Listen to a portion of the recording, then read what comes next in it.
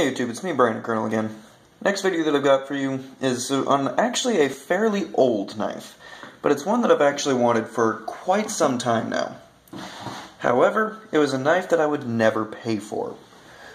Reason being is quite simple. The materials just don't quite cut it. This is a fairly expensive knife. And by fairly expensive, I mean almost $400 expensive. You generally can't find these anymore, at least new. You can find them pretty much all the time going on the secondary market. I think there's a possibility that one or two may still be going around brand new on like Blade HQ or something, but last I checked I didn't see any of them. And seeing as it actually has a particular feature on it that is patented, then they're actually not allowed to be produced anymore. Bottom line is the subframe lock that this so very much has actually been patented by ZT, and I believe it was last year that that Zero Tolerance gave the cease and desist letter to Microtec saying stop any and all production that includes this patented feature. So this was one of the knives that had to kick the bucket.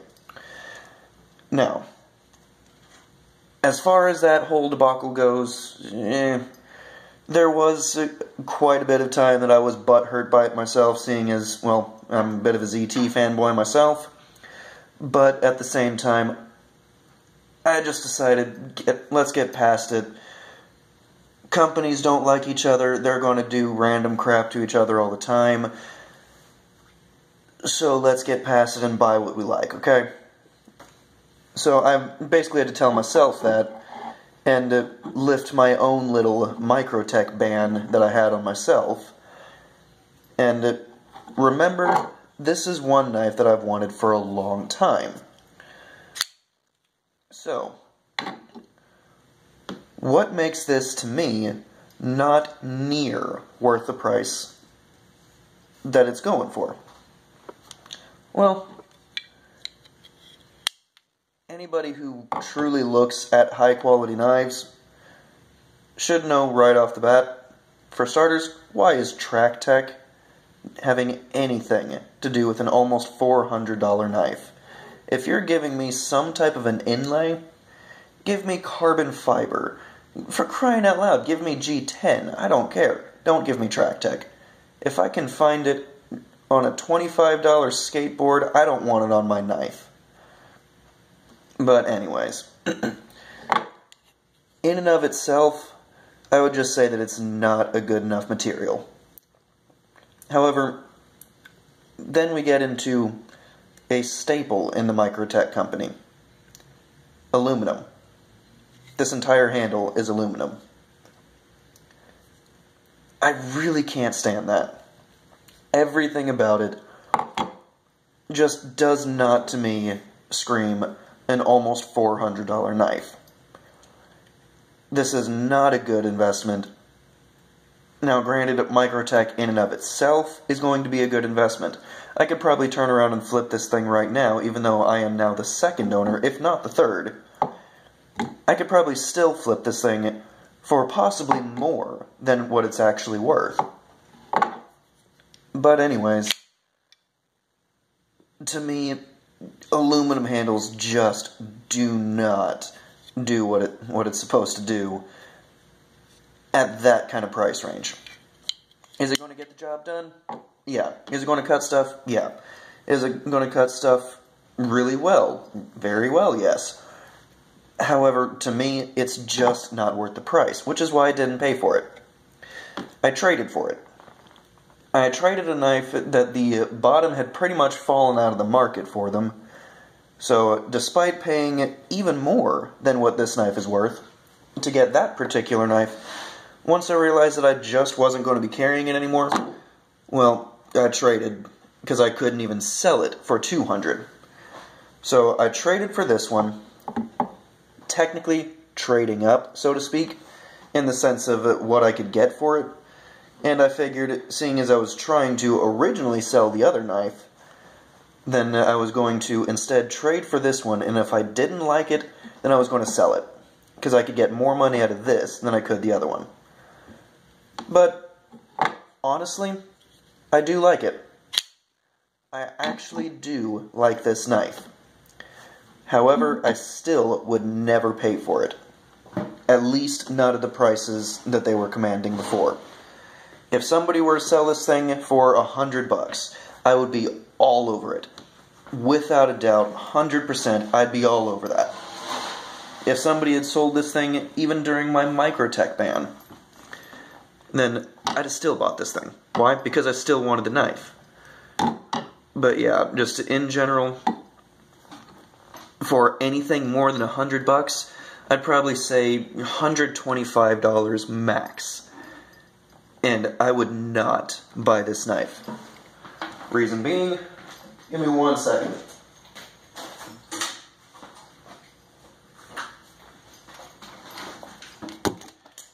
The knife in this pouch.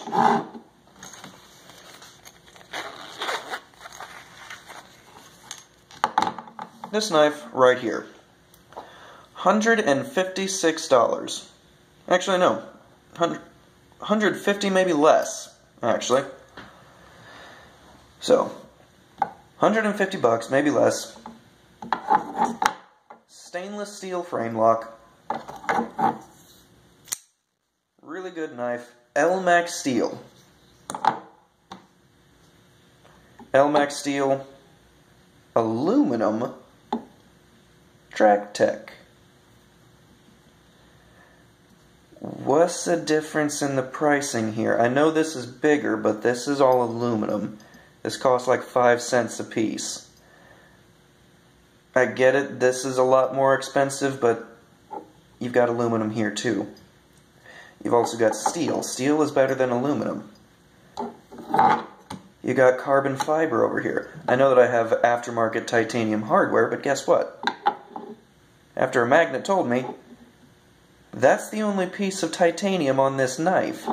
People were saying left and right that this is all titanium, that the clip is titanium, that the hardware is titanium. Magnet doesn't lie. That was magnetic. That backspacer is the only piece of titanium on this. So, steel, carbon fiber, and Elmax, aluminum, steel hardware, titanium backspacer with aluminum blade. The prices just don't add up to me, which is one of the reasons why I didn't ever care for Microtec pricing. You're paying for a name. You're paying for you're paying for lower numbered batches, whereas this can be mass produced. Honestly, I really don't see the price jump in this. From a quality standpoint, I just do not see it. No matter what you tell me, no matter how much you may try to argue it, I don't see the justification for the price jump on something with such inferior qualities. And then there's the pocket clip alone. That's annoying. I actually, during testing, had to stop testing because my hands started hurting. I couldn't handle it. That was painful. Which brings us to the results of the testing. I did continue after my hands stopped hurting, and finished dulling out the edge in order to see just how well it held up. This is a ridiculously sharp, wonderful blade. A little beefy for doing some of the EDC work, a little bit thick, but how that how that flat grind actually comes down quite nicely, it's initially stupid, ridiculously sharp. However, you do get to the fact that, quite frankly, with just how beefy it is, and just how thick it is, it doesn't slice as easily as it could through certain things like cardboard. Now, I'm going to get this out of the way because this is borderline no longer necessary. I may bring it up a little bit later, but it's pretty much unnecessary. Now, here's going back to the edge testing. As far as it went, while it didn't hold up terribly, I have tested several LMAX blades on this channel.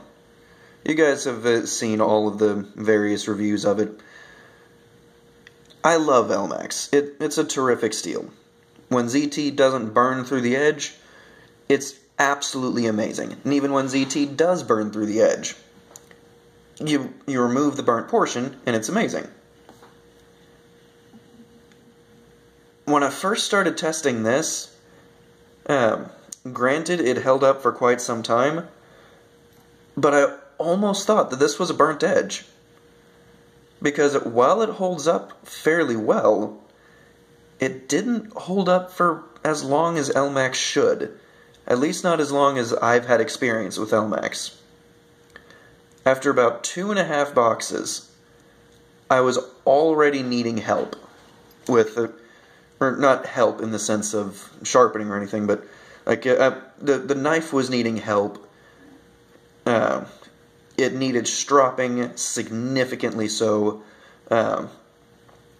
Most knives in the LMAX range, couple passes on a bare saddle leather strop, and it was almost back to hair-popping sharpness. At least for a little bit, until you legitimately wore it down. However, give me one sec. I had to go to that strop. For anybody who doesn't know what they're looking at, that is a white compound strop, or white compound loaded onto a strop from Garros Goods. The white compound from Garros Goods is a very aggressive cutter, which is why it's black. For crying out loud, if your strop is literally black, that is removing a lot of steel. I had to use this thing in order to bring this thing back to even a paper slicing edge. Because seriously, after about a box, seriously, one box, and this thing had already lost its hair-splitting sharpness. Most LMAX blades that I've tested, usually about 2 to 3 boxes in, and they finally lose the hair-splitting sharpness. Sure, some of them you may have to strop a little bit in order to get back to that, but again, we're talking bare saddle leather. But still, about 2, maybe 3 boxes in, and it finally loses that. This thing, a box in, and I had already lost it, regardless of how many times I might have even gone back to this one. I started off on just bare saddle leather, did nothing. Went to this, finally did it. 2 boxes in. Started noticing that it had lost paper shaving sharpness. 2.5 boxes in, this was barely doing anything. Now granted, it could still slice the box quite nicely. However, paper was a different story entirely. When I was slicing the paper, there was a lot of catches, there was a lot of tearing at only 2.5 boxes. Now granted, these were decently sized boxes, but all that they were fry boxes from the restaurant that I worked at.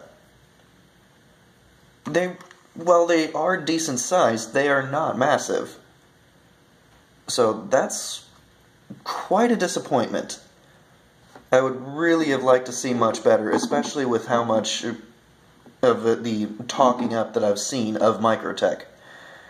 Whenever I'm hearing of the heat treat debacle with ZT, then people usually pull out their Microtec, saying how Microtec does so insanely better on its heat treat of LMAX. I'm really hoping that I got a lemon then. Because if I did, at the very least, Microtec truly does know what they're doing, and I just got a really bad LMAX blade. I truly hope that's what happened. because I actually really do like this knife. Eventually, I do plan on fixing the pocket clip, whether it's by getting the $20 tool, taking it off and regrinding it, or finding somebody who's willing to replace it. I don't care. But one of these days, I'm fixing that pocket clip because I do like this knife. But that pocket clip is atrocious. Bringing out a knife with a very similar, if not identical, pocket clip. The Guardian Tactical Helix. Let me get this out of the way. These pocket clips are almost completely identical. One could even say they are identical. The difference is found in the fact that this hurts, this doesn't. When I grip this knife, only in certain positions does it hurt. Down here, it kind of hurts just a little bit, but slightly re-grip my hand just a tad, and I no longer feel it. Grip it up here, it almost doesn't matter where you grip it. It just doesn't hurt. This knife, you grip it up here, it hurts. You grip it up here, it hurts worse. No matter what you do, that pocket clip hurts. I don't care for it at all. So I'm going to find some way to shave that down and make it better. But I need to take it off first because, well, that coating is pathetically weak. One sec. Ah, bless me. Let me see if I can find it real quick. Yeah. I dropped this thing on a wooden desk, and I've already chipped it, and I've already chipped the painting. The coating on this has already chipped. Now, let me see if I can get that in focus for even a second longer. Yeah, well, the silver glare that you can see is the chip in the painting. But, yeah, it's already able to be chipped and nicked in the coating just from being dropped onto wood. This is probably even particle board. This was what I dropped it on. It's probably not even true, legitimate wood. And I was able to chip it on that. That's ridiculous. I have almost babied it since because I can't stand all of the wear and tear that gets on my knives. While I don't truly baby my knives, I do take very good care of them. And I don't like seeing scratches, chips, and nicks on them. For crying out loud, if I get a nick in my edge, I borderline have a heart attack. Because I take time and effort to put on a really good edge. So, seeing it on the handle, I truly do not care for that. Because I can't really do much for the handle. Especially when it's a coated handle. I would actually rather it be just a bare handle with nothing on it, as opposed to having a coating that's going to wipe off. It's one of the reasons why I prefer titanium.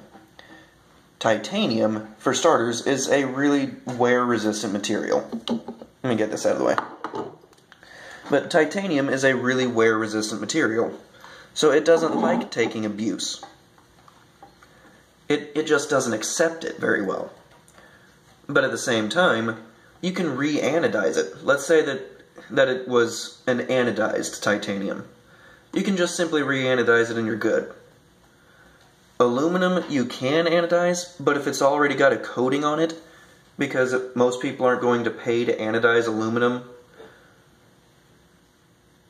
seeing that, if it's already got a coating on it, then that means that I would have to strip the coating and then find a way to anodize it.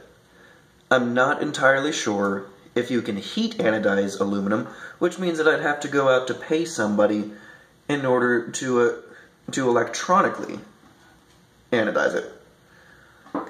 Electroanodizations, why am I saying electronic? But electroanodizations can actually last a bit better, but the bottom line is that I don't want to have to strip the entire coating on this just to get the coating back. But not to mention, like I said, I'd have to pay for that. And depending on who you go to, that can be expensive. But so, yeah, I'd just rather it be titanium. Because, like I said, should something happen to it, and I don't like it, then, well, I can flame anodize it. But yeah, it doesn't hold up to abuse that well at all. Now, as far as the legendary detent, yes, this thing has a legendary detent. The Microtec DOC has one of the hardest detents I have ever felt in my life. This is probably the second or the third hardest detent I have ever felt. And honestly, it is the perfect detent to me. It is absolutely perfect. It is almost finger-breaking without officially crossing that threshold. It's nice and snappy. However, here's another problem, but I don't know if this is Microtec or if this was the previous owner. See that hard stop?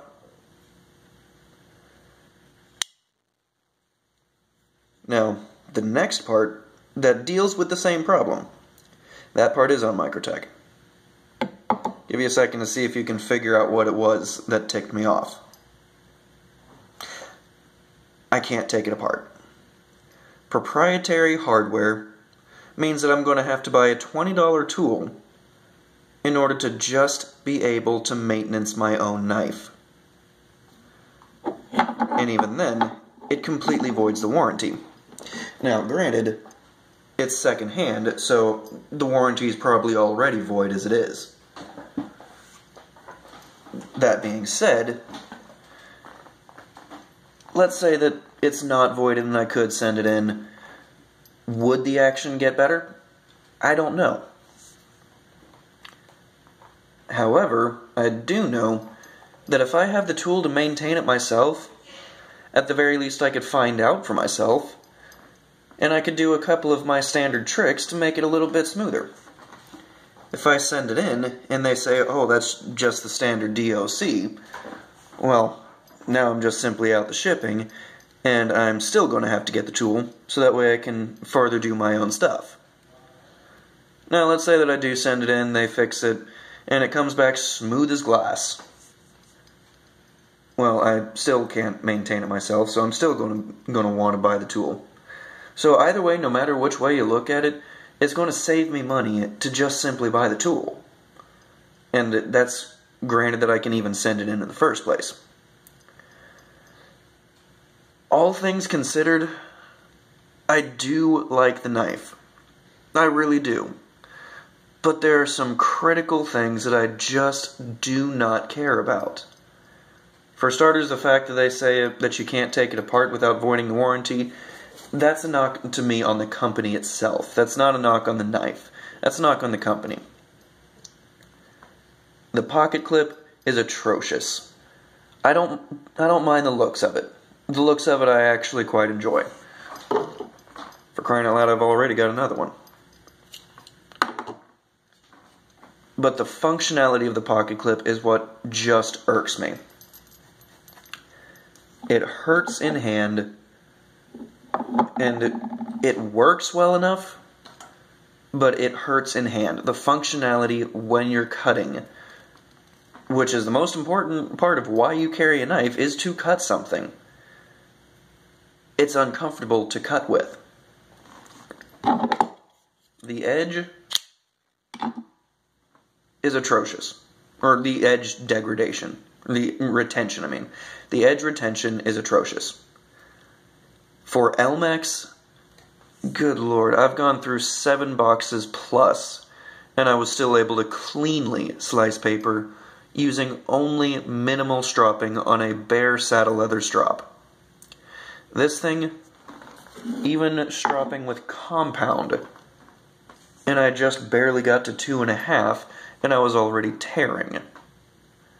I was no longer cutting paper, I was tearing paper. That is ridiculous to me.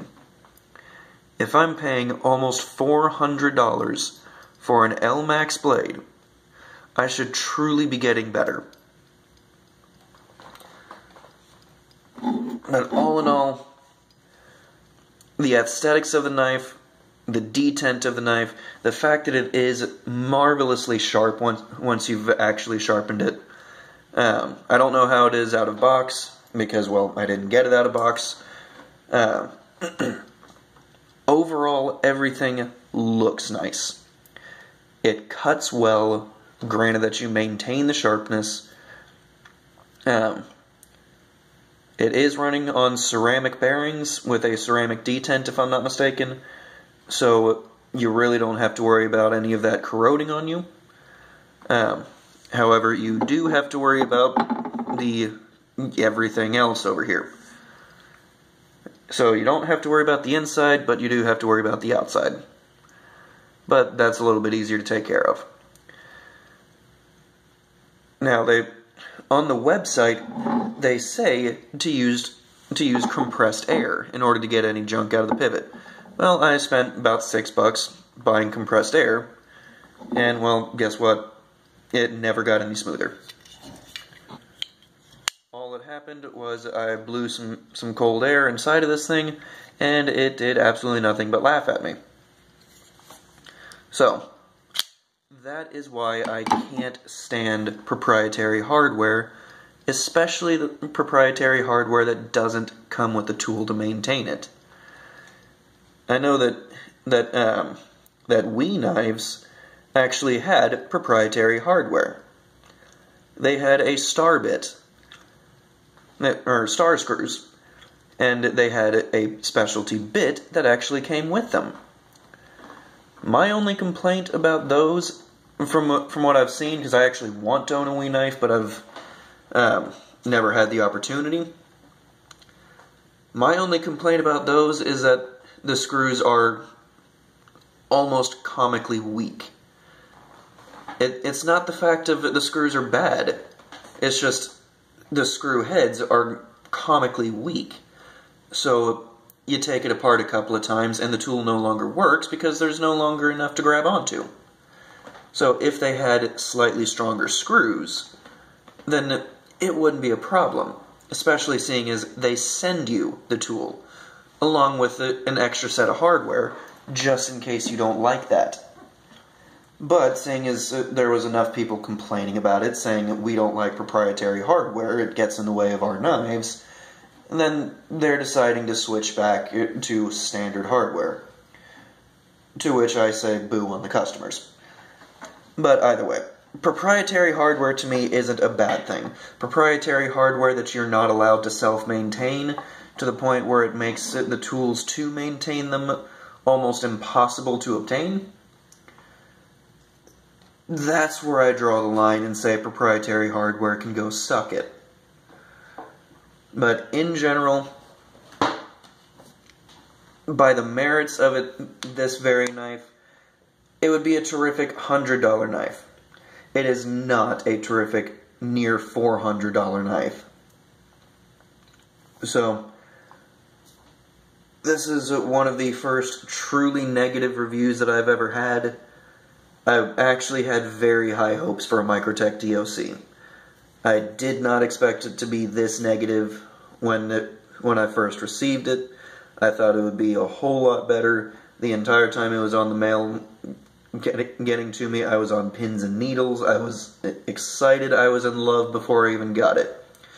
And then I got it in hand and my smile stayed, but I was like, that's a little aggravating pocket clip. I don't quite care for that as much. But this is still going to be a terrific knife. I love it.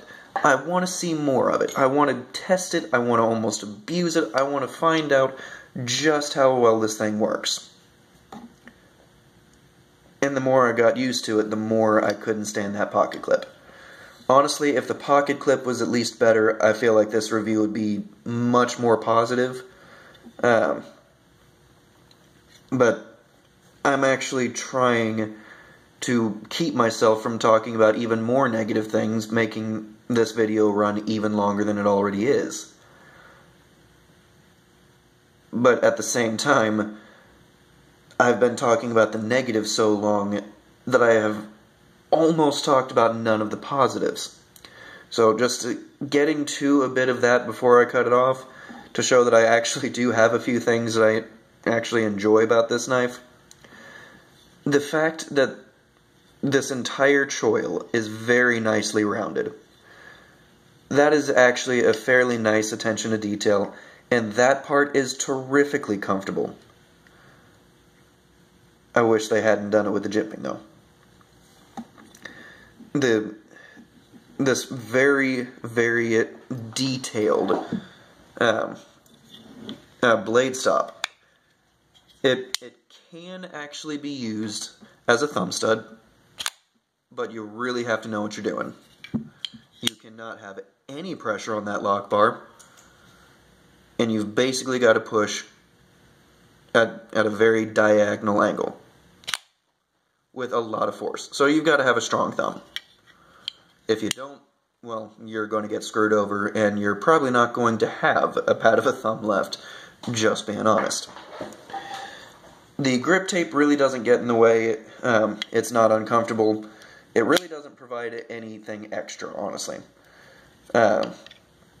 There's not really any extra grip. It's too recessed for that. Sorry guys, my camera just got out on me for a second. But as I was saying, there's the grip tape on here is a little bit too recessed to give you any extra grip. So, but at the very least, the positive is the grip tape, which is insanely grippy. Doesn't tear up your thumb. They also don't have it on this side, so therefore it can't tear up your pockets.